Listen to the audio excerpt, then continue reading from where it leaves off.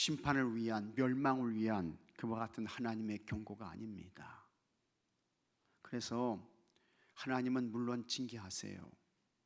하나님은 심판하십니다. 때로는 하나님께서 매를 뜨셔요. 회초리를 치셔요.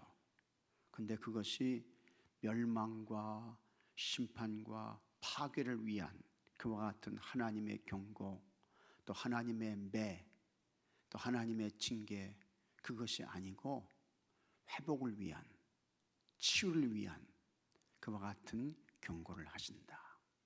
때로는 매를 뜨신다. 혹은 징계를 하신다 라고 하는 것을 여러분 오늘 말씀을 통해서 잘 기억하실 수 있기를 바랍니다.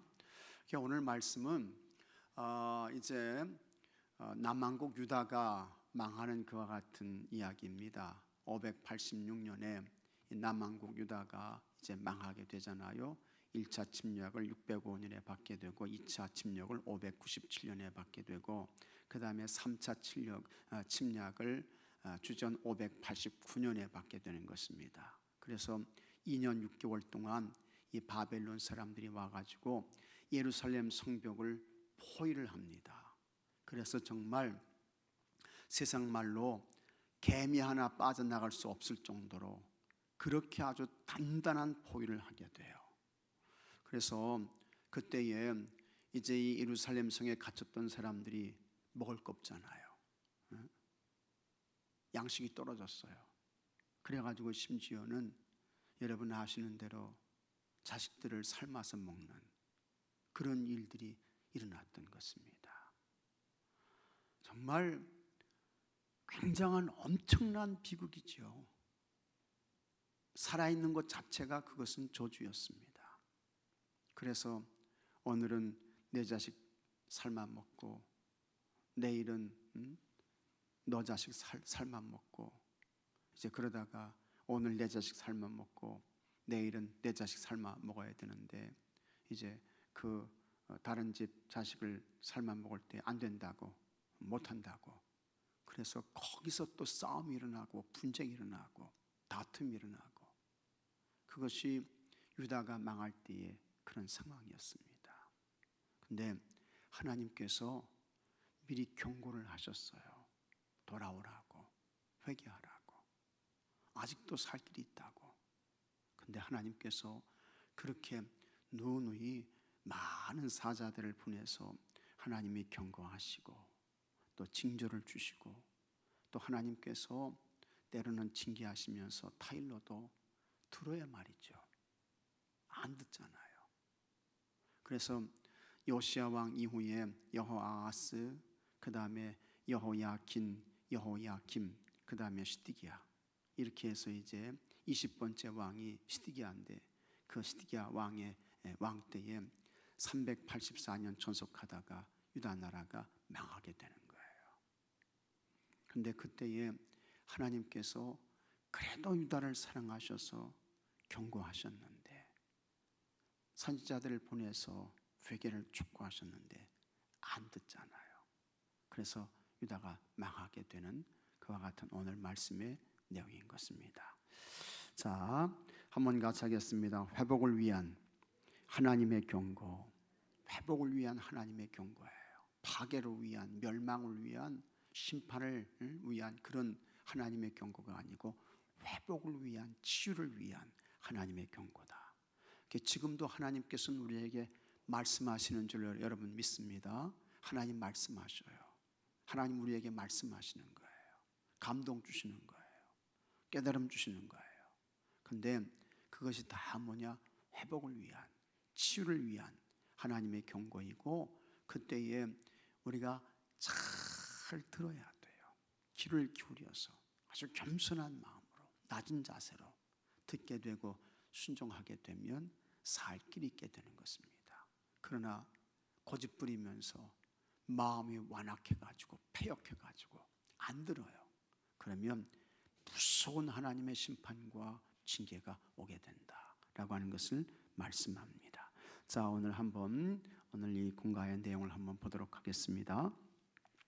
이스라엘을 이스라엘의 타락을 지켜보시던 하나님은 사신들을 보내 깨닫도록 하셨습니다. 많은 그와 같은 사자들을 보냈지요. 그러나 악한 마음이 가득했던 그들은 하나님의 거듭된 경고를 무시했습니다. 이게 마음이 완악해서 그런 거예요. 마음이 패역해가지고. 그래서 여러분, 마음이 완악하게 되면, 패역한 마음이 있게 되면 아무리 이야기해도 안 들어요. 고집 부리는 거예요. 얼굴에 철판을 깐 것처럼 듣지 않습니다. 수용하지 않습니다. 그래서 결국 진노하신 하나님은 바벨론을 사용하셔서 심판을 하십니다. 신앙의 길에서 잘못에 대한 경고의 소리를 듣는다면 신속하게 깨닫고 올바르게 반응해야 된다라고 하는 것입니다. 자, 회복을 위한 하나님의 경고를 들었을 때 우리가 어떻게 반응해야 될까? 이 반응이 굉장히 중요합니다. 회복을 위한 그와 같은 하나님의 경고를 들었을 때 우리의 반응이 뭐냐? 첫째는 교만을 버리고 겸손해야 된다. 교만에서 떠나고 겸손해야 된다라고 하는 것을 말씀하고 있습니다. 그래서 12절 말씀 보면 그의 하나님 여호와 보시기에 악을 행하고 선지자 예레미야가 여호와의 말씀으로 일러도 그 앞에서 겸손하지 아니하였으며. 겸손이 없어요. 여전히 교만한 거예요. 하나님 앞에서 거드름을 피웁니다. 결국에는 무서운 하나님의 심판이 오게 되는 것입니다. 21살의 왕이 된 시드기야는 나라를 다스리면서 악한 일을 행했습니다. 하나님은 그런 시드기야에게 경고의 메시지를 보내셨습니다. 그러나 교만했던 왕과 백성들에게 경고의 소리는 들리지 않았습니다. 교만한 사람은요, 안 들어요. 안 들어. 지금도 마찬가지예요. 지금도 교만한 자들은요, 안 들어요. 도무지 들으려고 하지 않습니다. 들어야 사는데. 들어야 사는데. 여러분, 병원에 가게 되면 의사 선생님이 이거 참 조심하셔야 됩니다. 이거 고치셔야 됩니다. 그러면 참 살기 위해서는 그렇지, 내가 들어야지. 근데 여러분, 죽기를 작정한 사람은 너는 말해라. 나는 안 듣는다. 나는 내 방식대로 살 거다. 그런 사람은요, 틀림없이 일당합니다. 틀림없어요. 근데 하나님께서 경고하셨는데 너무 교만한 나머지 안 듣는 거예요. 안 들어요. 오히려 하나님을 배척하면서 악행을 일삼았던 여호야김의 뒤를 따랐습니다. 이 여호야김은 시드기야의 큰형이에요. 큰형. 이렇게 요시야의 아들입니다. 최대한 기회를 주고자 인내하셨던 하나님은 결국 경고를 무시한 그들의 교만한 행동에 대해 징계를 내리셨습니다. 하나님은 지금도 교만한 자녀들에게 위험 신호를 보냈습니다. 굳이 경고를 보내시는 이유는 하나님의 자녀라는 신분을 회복하여 평안하고 바르게 살도록 하기 위함입니다. 죽음으로 치닫는 자녀들에게 다시금 생명을 주시기 위한 사랑의 경고. 같이 하겠습니다. 사랑의 경고. 사랑의 경고. 우리가 운동 경기할 때에 반칙 행한 사람에게 처음에 뭘 보여요? 노란 카드, 옐로 카드를 꺼내잖아요. 그리고 이 옐로 카드가 이게 축적되면 그 다음에는 무슨 카드가 나와요? 빨간 카드가 나오잖아요. 퇴장입니다. 퇴출시키는 거예요. 쫓아내는 거예요. 하나님께서도 지금 우리에게 우리를 사랑하시고 치유하시기 위해서 하나님께서 때로는 노란 카드, 옐로우 카드를 보여주시는 거예요. 그때에 각성해야죠. 겸손해서 그걸 잘 수용해야죠. 그거 무시하고 그냥 가다간 하나님께서 빨간 카드, 레드 카드를 내시는 거예요. 그러면 퇴출당하는 거예요. 쫓겨나는 거예요. 다 빼앗기고 잃어버리게 되는 것입니다. 그때 후회하면 소용없는 것입니다. 다 지나갔어요. 그러므로 우리는 겸손하라는 하나님의 경고에 귀를 기울이고 반응해야 합니다. 교만을 버리고 겸손하면 징계를 거두시고, 여러분, 징계를 거두시고 하나님께서 회복과 치유의 은혜를 주시는 줄로 믿으시기 바랍니다. 둘째, 고집을 버리고 순종해야 됩니다. 안 듣는 게 왜 그렇습니까? 자기 고집 때문에 그런 거예요. 자기 주장 때문에, 자기 생각 때문에, 자기가 가지고 있는 지식 때문에 그런 것입니다. 그러나 여러분, 하나님의 사람은 누가 왕이십니까? 하나님이 왕이시지요. 누가 주인이세요? 예수님이 주인이세요. 예수님이. 우리는 그분의 자녀, 우리는 그분의 종인 것입니다. 그러므로 절대로 하나님 앞에서, 주님 앞에서 자기 고집대로, 자기 주장대로, 생각대로 살면 안 됩니다. 근데 여전히 자기 생각과 자기 주장대로 사시려고 하는 거예요. 하나님이 절대로 기뻐하시지 않습니다. 여기 시드기야 왕과 그 신하들도 마찬가지였습니다. 그냥 자기 생각대로, 그냥 자기 주장대로 그렇게 가는 거예요. 그러다가 무서운 하나님의 심판이 오게 되었던 것입니다. 그래서 여러분, 고집 버리셔야 됩니다. 자기 주장대로 살면 안 됩니다. 자기 생각대로 살면 안 돼요. 그거는 여전히 자기가 주인된 삶을 사는 거예요. 제가 말씀드렸잖아요. 여러분의 주인은 누구시라고요? 예수님. 여러분의 왕은 누구시라고요? 예수님. 예수님이에요, 예수님. 그게 진짜 예수님의 사람이에요. 자, 그래서 경고의 소리를 들었을 때 가던 길에서 돌아서지 않는 것은 자기 안에 고집, 즉 완고함 때문인 것입니다. 완고함, 마음이 완악한 거예요. 예수님은 이와 같은 마음을 길가와 같은 마음이라고 했어요. 길바닥 같은 마음. 아무리 씨앗이 떨어져도 거기에서 그 뿌리를 내리지 못해요. 못 내려요. 길바닥 같은 마음에는 안 되는 거예요. 근데 마음이 바로 그렇다 그 말이에요. 완고함 때문에 그런 거예요. 시드기야가 그랬습니다. 그는 심각한 경고를 듣고 또 들었음에도 마음을 고치지 않았고 도리어 하나님의 말씀을 멸시하면서 예언자들을 비웃었습니다. 이건 하나님께 대한 도전이죠. 하나님께 대한 도전인 것입니다. 불순종입니다. 교만과 완악한 마음에서 나오는 삶의 결과는 불순종뿐입니다. 하나님의 자녀는 자기 생각을 고집하거나 완악한 모습을 버려야 합니다. 그건 하나님의 자녀 아니에요. 세상 사람이지, 자기가 주인 된 사람이지, 그 하나님의 사람 아닌 것입니다.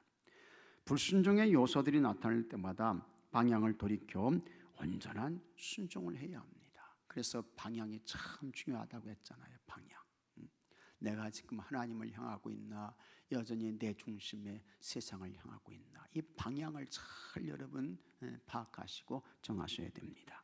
예수님은 이러한 이들의 마음을 옥토라고 말씀하시면서 그런 이들이 많은 열매를 맺는다고 하셨습니다. 그러므로 여러분, 항상 하나님 앞에서, 하나님 말씀 가운데서 우리의 고집, 이거 꺾으셔야 돼요. 이거 꺾으셔야 돼요. 존 웨슬리는 이제 사무엘, 그 다음에 웨슬리, 수산나 웨슬리 사이에서 이제 태어났잖아요. 근데 이제 어머니가 참 훌륭하신 분이셨습니다. 수산나 웨슬리 참 훌륭하신 분이셨어요. 근데 이 수산나 웨슬리의 교육 가운데 한 가지가 뭐냐면 고집을 꺾으라 하였습니다. 자녀들의 고집을 꺾어야 된다. 그 고집을 다 꺾었어요. 그래서 참 웨슬리 같은, 찰스 웨슬리 같은 훌륭한 그와 같은 믿음의 인물들이 나오게 되었는데, 우리도 하나님 앞에서 여러분 자기 고집대로 살면 안 됩니다. 완악함대로 살면 안 됩니다. 우리는 하나님께 순종해야 되고 진짜 자기를 쳐서 하나님께 복종하는 삶을 살아야 할 줄로 믿습니다. 그 사람이 하나님의 사람인 것입니다. 교회 공동체 안에서도 절대로 자기 고집대로 살려고 하지 마십시오. 그리고 내가 이것을 반드시 꼭 관철시킬 거다, 이런 마음은 아예 버리셔야 돼요. 그런 마음 가지시면 안 됩니다. 그래서 하나님께 순종하고 하나님 말씀에 자기를 쳐서 복종하고, 이와 같은 사람이 하나님이 기뻐하시는 온전한 사람이 되는 것입니다. 그 다음에 셋째, 회복의 약속을 붙잡아야 합니다. 반복된 경고를 듣지 않은 백성들은 큰 어려움을 겪었고 왕은 비참한 모습으로 바벨론의 포로로 끌려가게 됩니다. 그래서 여러분, 이 시드기야가 끌려갈 때에 어떻게 끌려갔습니까? 바벨론의 이 군대 이 저 느부갓네살 왕이 이 시드기야에 뭘 뽑아버렸어요? 두 눈을 뽑아버렸어. 두 눈을. 세상에 사람들이 바벨론 사람들이 그렇게 잔인했습니다. 살아있는 사람의 이 두 눈을 그냥 뽑아버린 거야. 그냥. 그리고는 쇠사슬로 묶어서 끌고 가는 것입니다. 그리고 이 시드기야 왕 앞에서 아들들을 그냥 싹 죽여버려요. 참, 그거 참 눈뜨고 못 보죠. 두 눈 시퍼렇게 뜨고 있는데 거기서 자기 아이들을 그냥 싹 죽여버리는 거야. 느부갓네살 왕이요. 그 다음에 눈을 뽑아버려. 그리고는 포로로 잡아가요. 이 엄청난 이런 결과들이 어떻게 되었습니까? 참 하나님께 순종하지 아니하니까 이런 일들이 일어나게 되었던 것입니다. 그래서 이스라엘은 완전히 폐허가 됩니다. 하나님의 경고가 현실이 되는데 성전 불타죠. 하나님의 성전, 솔로몬 성전이 불타요. 7년 6개월 동안 지었던 솔로몬 성전. 그리고 거기에 입혔던 그와 같은 금, 그 다음에 성전 기명들, 이거 다 약탈당하는 거예요. 그리고 예루살렘 성벽이 무너져 내리게 되는 것입니다. 그런데 만약에 이것으로 끝이 났다면 이스라엘은 지금 존재하지 않을 것입니다. 놀라운 점은 하나님께서 경고와 더불어 예레미야에게 또 하나의 예언을 주셨다는 사실입니다. 그것은 회복의 약속이었습니다. 예레미야가 시위대 뜰에 갇혀 있을 때에 두 번째로 임하셔서 말씀하셨습니다. 부르시면 응답하겠고 크고 은밀한 일을 보여주겠다는 약속이었습니다. 너는 내게 부르짖으라 내가 내게 응답하겠고 내가 알지 못하는 크고 은밀한 일을 내게 보이리니, 이제 이 말씀을 하시는 것입니다. 하나님은 악한 행실에 대한 경고와 심판만 하시지 않습니다. 심판보다 오히려 하나님의 자녀로서 완전하게 회복하기를 간절히 원하십니다. 하나님이 주신 약속을 믿고 부르짖어 기도하면 반드시 하나님께서 다시 회복시켜 주시고 하나님께서 다시 놀라운 일을 행하신다라고 하는 것입니다. 그래서 하나님은 정말 사랑의 하나님이세요. 하나님은 정말 치유의 하나님이 되십니다. 하나님은 정말 회복의 하나님이 되시는 것입니다. 하나님의 약속의 말씀을 붙잡고 하나님의 은혜와 긍휼을 구하면 그래도 하나님은 사랑하셔서 또 살려주시고 기회를 주시고 회복시켜 주시고 치유를 주시는 줄로 믿습니다. 그래서 하나님의 말씀을 잘 듣고 회개하고 그 다음에 하나님의 약속의 말씀을 붙들고 하나님께 부르짖는 것입니다. 간구하는 것입니다. 그러면 아직도 하나님은 우리에게 기회를 주신다. 하나님은 회복시켜 주신다. 하나님께서 우리에게 은혜를 베푸신다 라고 하는 이와 같은 사실을 꼭 기억하시기 바랍니다. 예레미야의 경고는 현실이 되어 이스라엘은 회복될 수 없는 지경에까지 파괴되었습니다. 교만과 고집으로 불순종했기 때문입니다. 그러나 하나님은 그들을 완전히 파괴하지 않으시고 희망의 빛을 약속하셨습니다.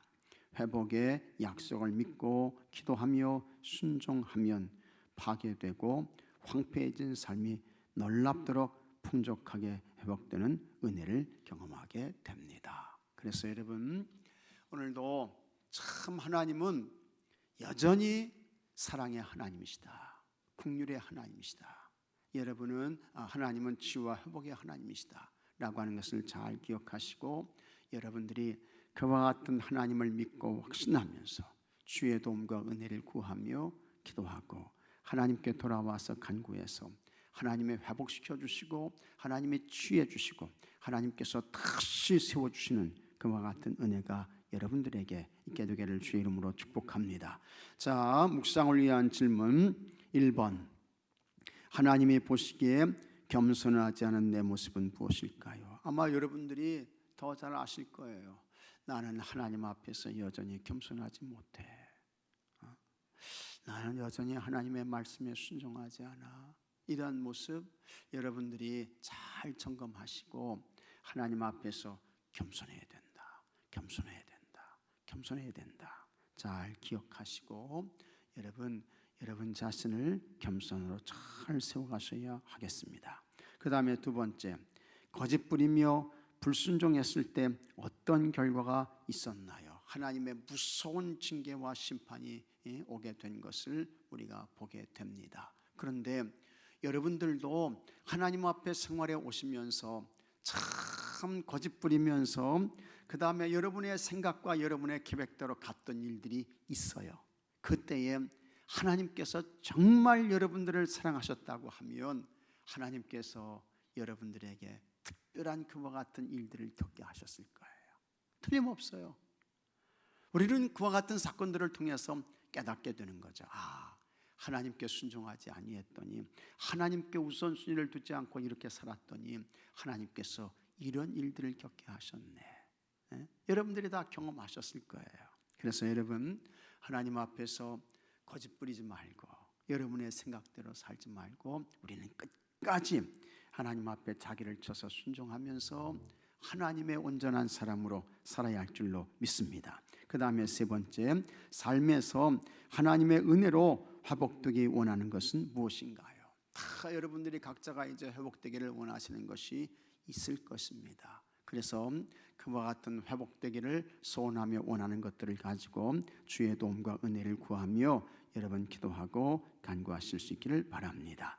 자, 삶의 적용, 회복의 은혜를 주실 것을 믿고 교회 안에서 할 수 있는 겸손과 순종의 모습을 찾아 결단하고 실천해 봅시다. 해서 여러분들이 각자가 하나님께서 어떤 회복의 은혜를 주실까 하는 것을 잘 기억하면서 내 삶 속에서 실천하고 행할 수 있는 것이 무엇인가 하는 것을 잘 생각하면서 여러분 한번 그대로 행해 보실 수 있기를 바랍니다.